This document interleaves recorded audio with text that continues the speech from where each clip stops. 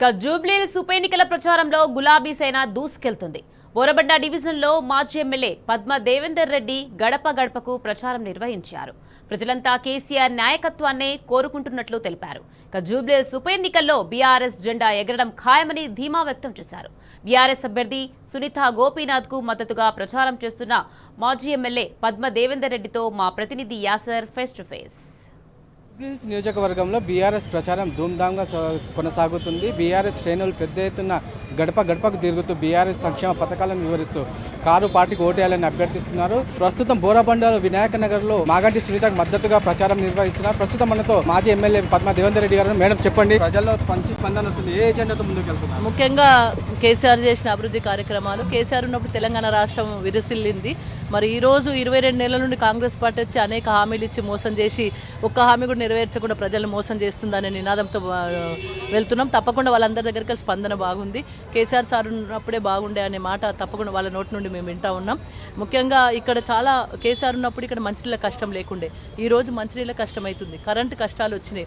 వాళ్ళకు 24 గంటలు నీళ్లు ఉంటుండే, 24 గంటల కరెంటు ఉండే.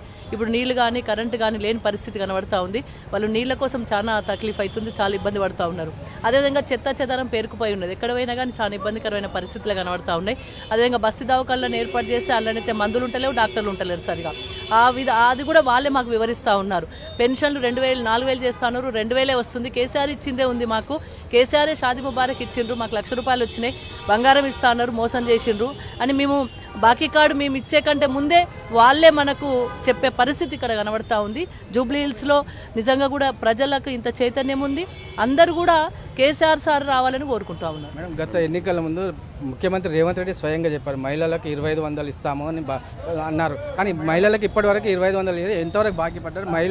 మహిళల నుంచి స్పందన ఏ విధంగా? 6 గ్యారెంటీలు అని చెప్పిన దానిలో మహాలక్ష్మి స్కీమ్ కూడా ఒకటి 2500 ఇస్తా అని చెప్పడం వల్ల మహిళలందరూ కూడా అప్పుడు ఆ మాట నమ్మిండ్రు, ఓట్లు వేయడం జరిగింది. ఇప్పుడు వాళ్ళే అంటా ఉన్నారు, నమ్మి మోసపోయినా మేము 2500 ఇస్తాను, ఇదివరకు ₹1 కూడా ఇవ్వలేదు. మాకు చాలా ఇబ్బంది అయితే కలుగుతూ ఉంది. 22 నెలలైంది ఈ పార్టీ వచ్చి, కాంగ్రెస్ పార్టీ వచ్చి ఒక్క హామీ నెరవేర్చలేదు. ఫ్రీ బస్ అని చెప్పి మహిళలకు అని చెప్పి మళ్ళీ మగవాళ్ళకి బస్ ఛార్జెస్లు పెంచడం వల్ల మా కుటుంబంలో బస్ ఛార్జెస్ పే చేయాల్సిన పరిస్థితే ఉంది ఇక్కడ. కాబట్టి ఏం చేసినా కానీ కుడి చేతి ఇచ్చి ఎడమ చేత గుంజుకునే నైజం ఉంది కాంగ్రెస్ పార్టీది. కాబట్టి డెఫినెట్గా మేము మళ్ళీ ఈ తెలంగాణ రాష్ట్రం అంతా వృద్ధిలో ఉండాలి, అభివృద్ధిలో నడవాలి. గతంలో 10 సంవత్సరాలు మేము చాలా సంతోషంగా ఉన్నాం, చాలా మాకు ఎటువంటి ఇబ్బంది లేకుండా ఉండే. కానీ ఇప్పుడు ఇబ్బందులకు మాకు మేమే తెచ్చుకున్నట్టు అయింది. డెఫినెట్గా రేపు రాబోయే కాలంలో మళ్ళీ కేసీఆర్ వస్తేనే ఈ రాష్ట్రం బాగుపడుతుంది. నిన్న స్వయంగా మంత్రి సీతక్కనే బోరబండలో పర్యటించి బోరబండను అభివృద్ధి చేసింది మేమే గతంలో అని చెప్తున్నారు. అబద్ధాలు మళ్ళీ ప్రజల్లోకి తీసుకెళ్తారు. దీన్ని ఎట్లా? అన్ని కూడా ఇప్పుడు కాంగ్రెస్ పార్టీ చేసే మోసం మళ్ళొకసారి రిపీట్ అవుతా ఉంది. గతంలో 6 గ్యారెంటీలు అని చెప్పి అభివృద్ధి చేస్తామని చెప్పేసి చేసి మోసం చేసిండ్రు. ఇప్పుడు మళ్ళీ అభివృద్ధి చేసినామని చెప్పేసి మాగంటి గోపీనాథ్ గారు ఉన్నప్పుడు చేసిన అభివృద్ధినే మేము చేసినామని చెప్పుకునే పరిస్థితి వచ్చింది. 10 సంవత్సరాలు కేసీఆర్ చేసిన అభివృద్ధి, హైదరాబాద్ నగరం అభివృద్ధిలో ముందుకెళ్ళిందంటే కేసీఆర్ వల్లనే. ఆ కేసీఆర్ చేసిన అభివృద్ధినే మేమే చేసినామని చెప్పి మళ్ళొక్కసారి మోసం చేసే ప్రయత్నం చేస్తూ ఉన్నారు.